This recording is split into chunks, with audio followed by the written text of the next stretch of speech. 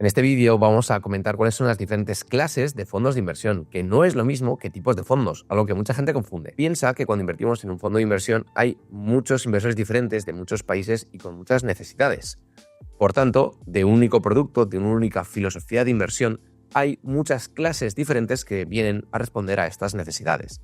La inversión es la misma, todas las clases en los fondos de inversión invierten en lo mismo, pero hay diferencias que pueden afectar al rendimiento y a cómo se distribuye este fondo. Vamos a ver estas clases. La primera y más importante es la de acumulación o distribución. Esto hace referencia a qué hace el fondo con los beneficios que tiene.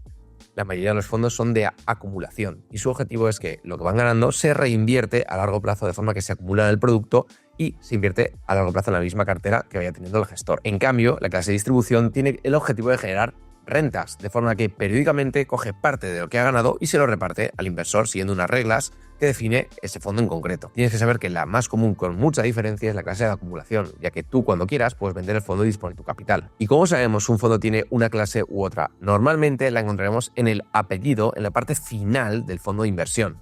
Verás como hay unas letritas que van cambiando cuando el nombre del fondo es el mismo, y esto hace referencia al tipo de clase concreta que tenemos. La segunda gran diferenciación es la clase por tipo de inversor.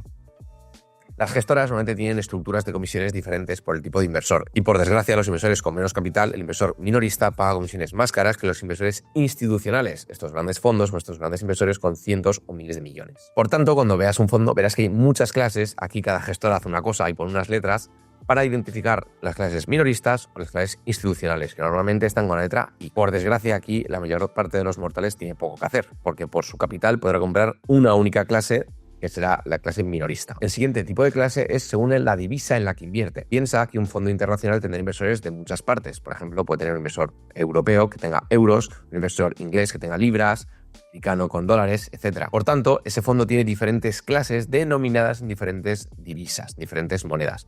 Un inversor en euros deberíamos comprar la divisa euro. Esto aplica principalmente a las gestoras internacionales, mientras que muchas gestoras nacionales tienen únicamente una clase en euros. Y ahora una clase que es probablemente la más compleja, que es la de la cobertura de divisa, la clase cubierta. Piensa que si tienes un fondo americano o internacional, probablemente ese producto esté invirtiendo en diferentes mercados y soportará el riesgo divisa de esas acciones o esas inversiones que realice. ¿Por qué? Porque si tú eres un inversor en euros y le das dinero a un fondo americano, ese fondo invertirá en dólares y tú soportarás el riesgo dólar. Por ello, las gestoras han creado lo que llaman las clases cubiertas, que tienen una letra H en el nombre, la palabra hedge, y en ellas tendrás el riesgo de divisa cubierto completamente. Por cierto, no confundir que esté denominado en euros y por eso no haya riesgo de divisa. Puedes tener un fondo en euros y que sea necesario cubrirlo si no quieres soportar riesgo de divisa. Esto es un error muy común de muchos inversores. Y por cierto, tienes que saber que cada clase de fondos de inversión tiene un código que lo diferencia, el código ISIN. Un fondo puede tener muchas clases, pero cada uno de ellos tendrá un ISIN, que viene a ser como el DNI de un fondo de inversión,